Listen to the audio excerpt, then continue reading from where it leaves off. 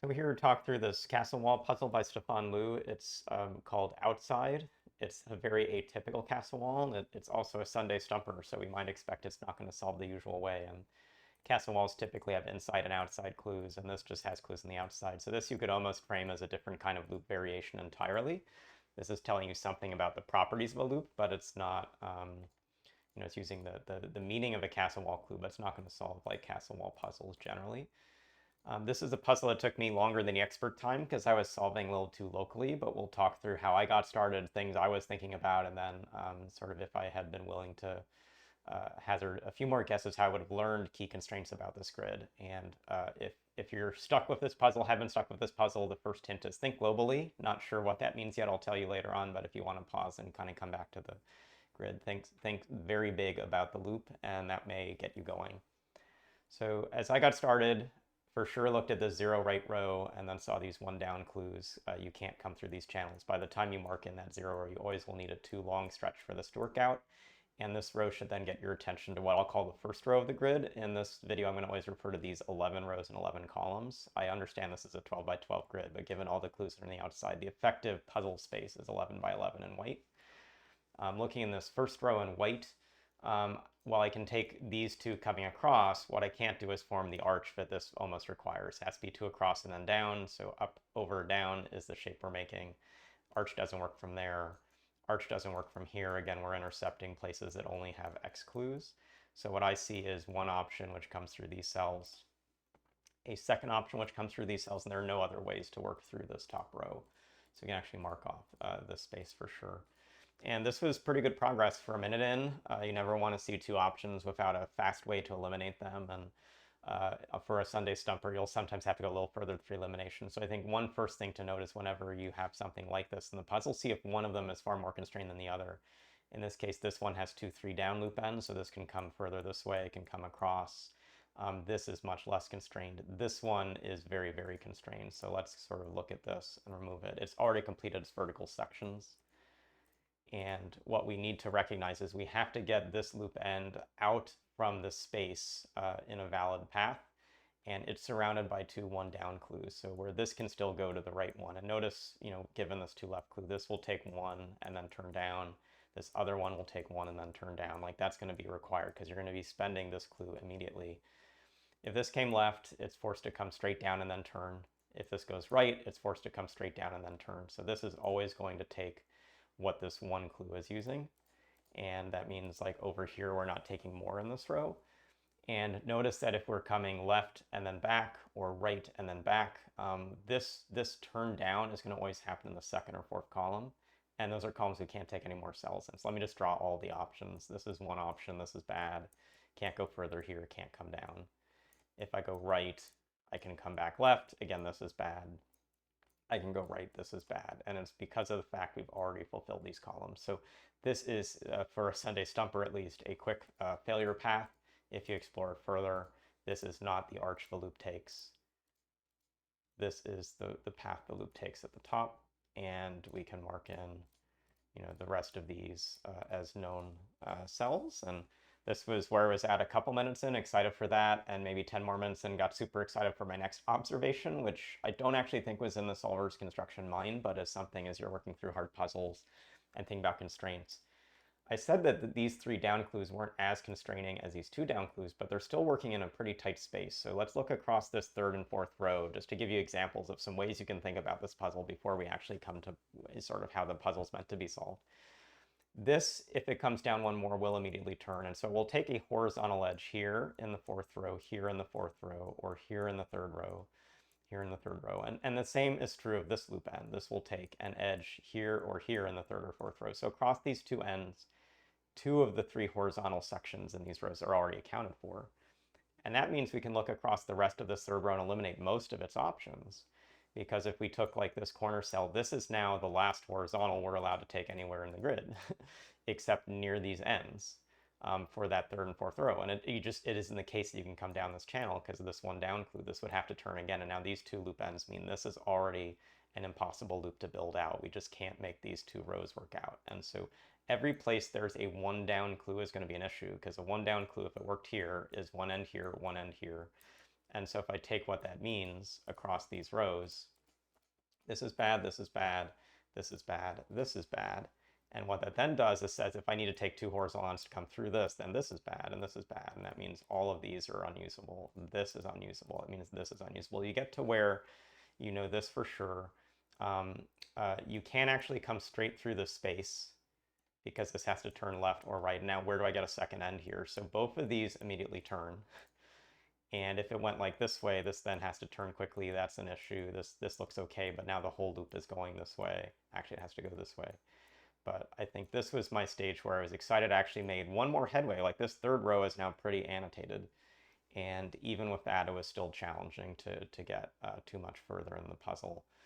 You can do some further things still in the corners, like see that you can't make this work out because the loop closes on itself. I think you can do the same things down here, etc. But I was kind of going row by row and eventually was making most of the bottom work out by those eliminations, saying this is probably not what the author meant the puzzle to solve like. And so I think it's helpful when you're stuck and I didn't do this, set the puzzle aside, come back with a fresh set of eyes and look again like a bigger picture or look at other things.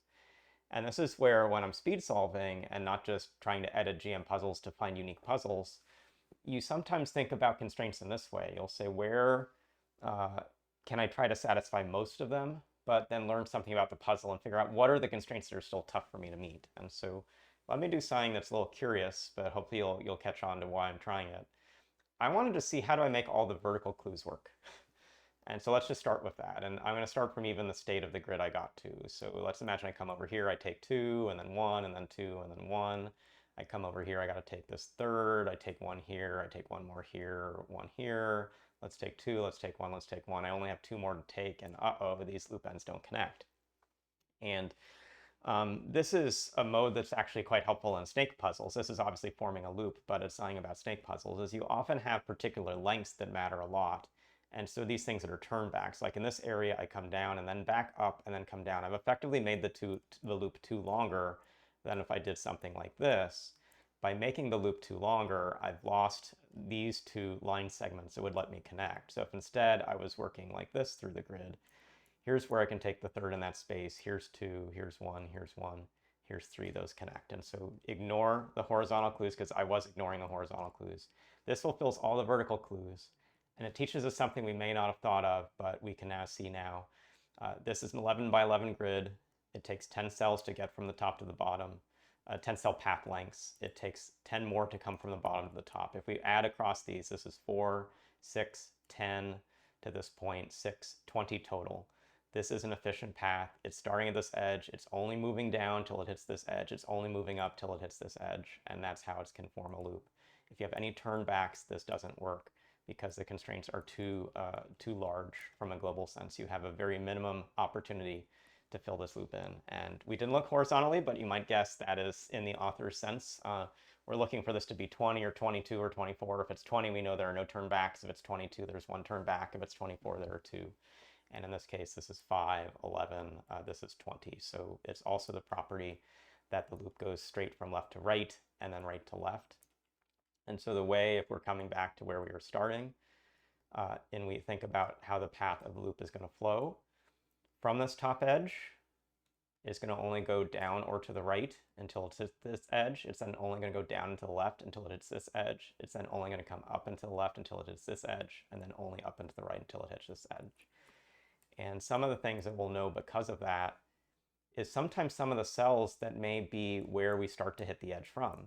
Like, how are we going to know that? Well, the count of segments is going to have some important numbers working down from this. So let's start from this 5th line segment here that I'm tracing with my mouse. To the left of it, we're going to be coming a certain number of units down from this top cell. And that number of units is 3 and 2 and 1 and 2 and 1. It's 9. So by the time I've come down 9 units, let me draw in one way I can come down 9 units like this. Here's coming down 9 units. I always will hit this cell and then cross over this border. However the rest of the loop goes. I can't come down 10 cells or I can't come down 8 cells. I have to spend all 9 of these vertical sections before I cross back over this space. And that is a key observation to make from the left of this grid. The same thing can be done for the right of this grid. And so again, let's take this line here. To the right of this, I have 3 and 3 and 1 and 1 and 2. That's a total of 10, and I don't really need to sketch in the example loop like this, but this is the form of the example loop. 10 cells down from this cell is this cell, and this will be the number however the rest of the path is gone before we cross back over this edge. Again, efficiently to the right, efficiently to the left. 10 cells vertically have passed before I cross back over this edge, so that all these clues are now 0, 0, 0, 0, 0 remaining. And so all I got from that hard look were these two line segments on the other side of the grid, but they give us so much. Like, this has to be the first vertical segment. It's the only thing left in this column that can take the vertical segment. We fulfilled this one of the right clue, and so this whole row is done. Putting in this vertical section has actually fulfilled this 3 down clue, and so we now know for sure this goes to the right, this comes down, this goes to the right. That's completed this to the right clue. So this has to immediately turn up, this has to turn up.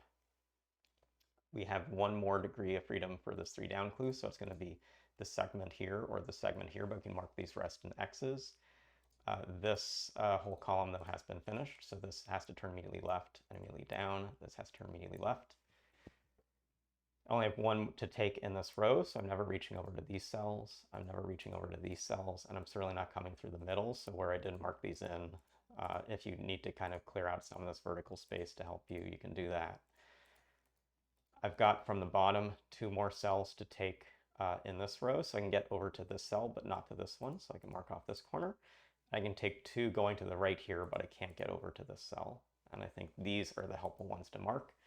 There's nothing else I think I immediately force, because this has 2 options up down, this has a lot of options left right, this has 2 options left right, this still has 1 option up down, so I can mark these in. But the thing to now note is we really limited where the left edge and right edge of this loop can go.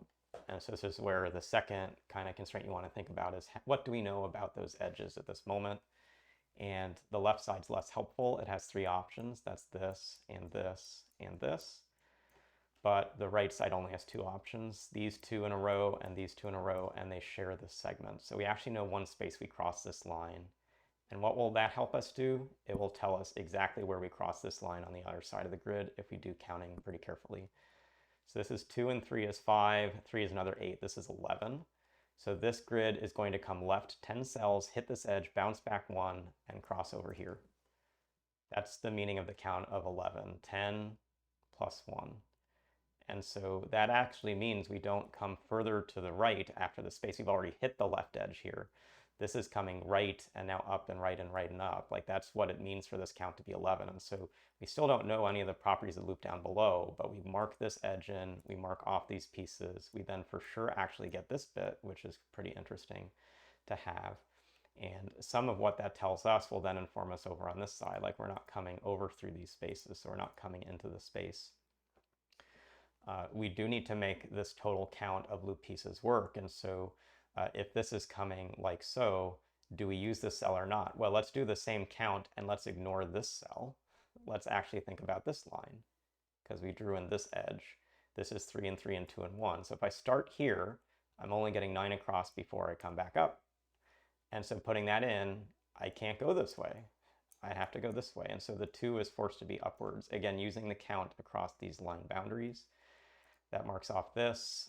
This 1 down is finished, so this has to come left. This has to come left.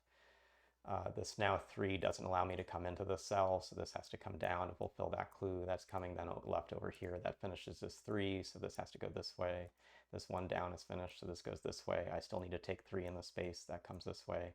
This 1 still is now finished in this column, but needs to take 1 across, 1 up, and we're through to the finish of this really different kind of Sunday Stumper. Hopefully you got some interesting feels for how I was looking at this puzzle first as a castle wall and really focusing on constraints that were interesting but didn't get me super far. But then when you zoom out, think about what's tough about the puzzle. What's tough about the puzzle is getting to all of the edges of this grid.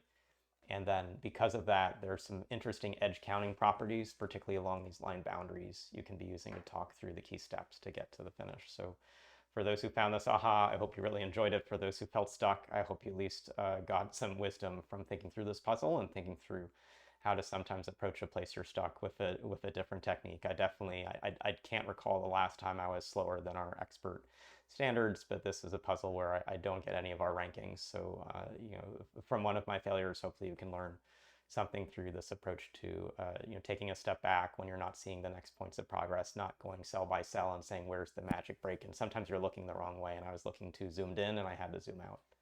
And that's the lesson for this last Sunday Stumper of 2022. Thanks. We'll see you again soon.